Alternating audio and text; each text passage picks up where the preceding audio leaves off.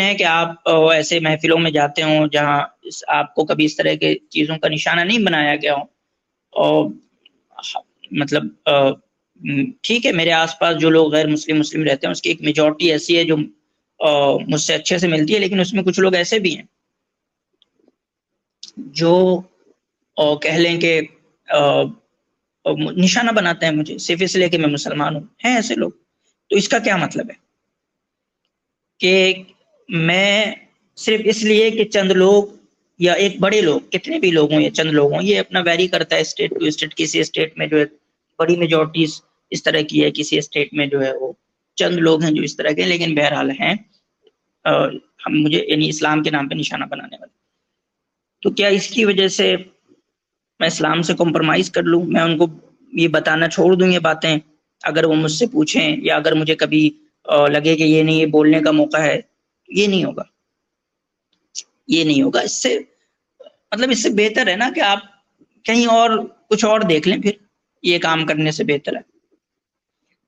ہمارے مسلمانوں میں ایک بڑا کچھ ایسے بھی طبقہ پیدا ہوا ہے، کچھ لوگ ایسے بھی سامنے ظاہر ہو رہے ہیں کہ جو اسلام کے نام پہ نا صرف اخلاقیات کا درس دیتے ہیں، صرف اخلاقیات کا درس دیتے ہیں، اور وہ یہ سمجھتے ہیں کہ ہم اپنے اخلاق اچھے کر لیں تو سارے مسائل خود بخود حل ہو جائیں گے. یہ بے وقوفی ہے، یہ ایک بہت بڑی بے وقوفی ہے. اس کی وجہ میں بتا رہا ہوں. میں نے کچھ سال پہلے ایک آرٹیکل پڑھا تھا. ایک ڈی یو کے پروفیسر ہے دہلی یونیورسٹی کے، اپوروانند نام ہے، وہ بھی لبرل ہیں. بالکل ہم ان سے اپنے کور میں ان سے ڈس ایگریمنٹ کرتے ہیں، لیکن ٹھیک ہے، جو اچھی باتیں ہوتی ہیں، ایسا نہیں ہے کہ ہم ڈس ایگریمنٹ کا مطلب ہے کہ ہم تعصب میں چلے جائیں اور ہم جو ہے وہ ایک دشمنی میں چلے جائیں. یہ نہیں ہوتا. انہوں نے ایک آرٹیکل لکھا تھا کہ جن کو آپ سے نفرت کرنی ہے وہ بہرحال آپ سے نفرت کریں گے، چاہے آپ کتنے بھی اچھے کیوں نہ بن جائیں. تو آپ کی ذاتی اچھائی سے آپ یہ نہ سوچیں. ہاں ٹھیک ہے، ایک دو چار چند لوگ ہوں گے جن کو اگر کسی غلط فہمی کی بنیاد پہ آپ سے نفرت ہوئی ہے تو وہ آپ کو دیکھنے کے بعد بدل جائیں، لیکن ایک بڑی تعداد جو ایک خاص ایجنڈے کے تحت آپ سے نفرت کر رہی ہے، وہ آپ کے اچھے اخلاق سے صرف آپ سے نفرت کرنا نہیں چھوڑ دیں گے. یہ خوش فہمی ہے لوگوں کی، یہ خوش فہمی ہے لوگوں کی. میں نے پچھلے چند دنوں میں بار بار یہ بات کہی ہے کہ ہمارے نوجوانوں کو خاص کر کے جو جمعیت علماء ہند ہے آزادی سے پہلے والی، 1919 سے لے کے 1947 تک کی جو تاریخ ہے جمعیت علماء ہند کی، اس کو ضرور پڑھنا چاہیے ایز اے انڈین مسلم. اگر آپ جب تک اس تاریخ کو نہیں پڑھیں گے، اس مواقف، ہمارے علماء کے موقف کو نہیں جانیں گے، ان ساری بحثوں کو نہیں جانیں گے جو اس وقت پولیٹیکل ایرینا میں ہو رہے تھے، وہ ساری بحثیں، اور اس کے اوپر کیا موقف تھے، اس کے اوپر کیا رائے آ رہی تھی، آپ نہیں جانیں گے تو بڑا خدشہ ہے کہ دو میں سے آپ کسی ایک طرف جائیں گے. یا تو آپ ڈرپوک بن جائیں گے موجودہ حالات میں، ٹھیک ہے، یا تو ڈرپوک بن جائیں گے اور کمپرمائز کر بیٹھیں گے مصلحت کے نام پہ، یا پھر آپ چیزوں کو دیکھیں گے، آپ کو برا محسوس ہوگا، آپ اندر اندر گھٹیں گے، اور پھر ایک آپ کی زندگی کے اندر ایک انارکزم آ جائے گا، جو کہ دونوں افراط و تفریط ہیں، دونوں برے ہیں، دونوں غلط ہیں.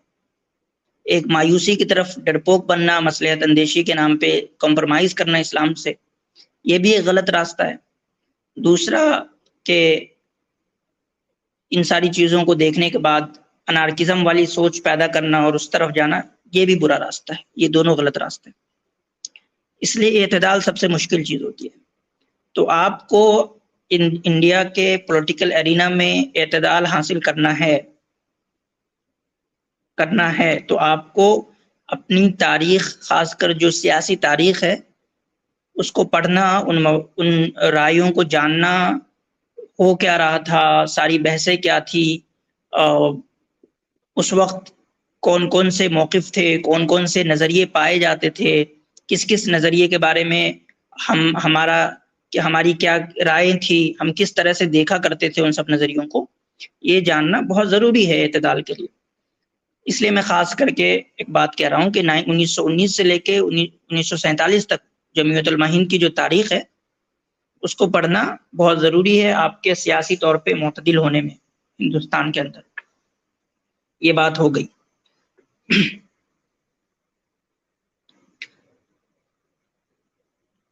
اب آپ نے کل ہماری اسٹریم دیکھی تھی، اس میں اکثر و بیشتر موقف کو ہم نے کور کر لیا کہ وہ آئے تھے مسٹر ریئیکشن والا صاحب، اور آپ نے دیکھا بھی کہ کیا بنیادیں ہیں، آرگومنٹ کیا ہے لوگوں کے. وہ ایک ہے ویسے لوگ ہیں آپ کو کہ وہ بس اخلاقیات کا درس دیں گے، وہ بس اس طرح کی باتیں کریں گے کہ نہیں بھائی میٹھی میٹھی باتیں کرو، ہے نا، اسلام میں یہ اچھائی ہے، اسلام میں وہ اچھائی ہے. اسلام کے اگر سیاسی پہلو کے بارے میں جو ہے بات اٹھائی جا رہی ہے تو آپ کنارہ کش ہو کے گول مول جواب دے کے نکل لیں گے.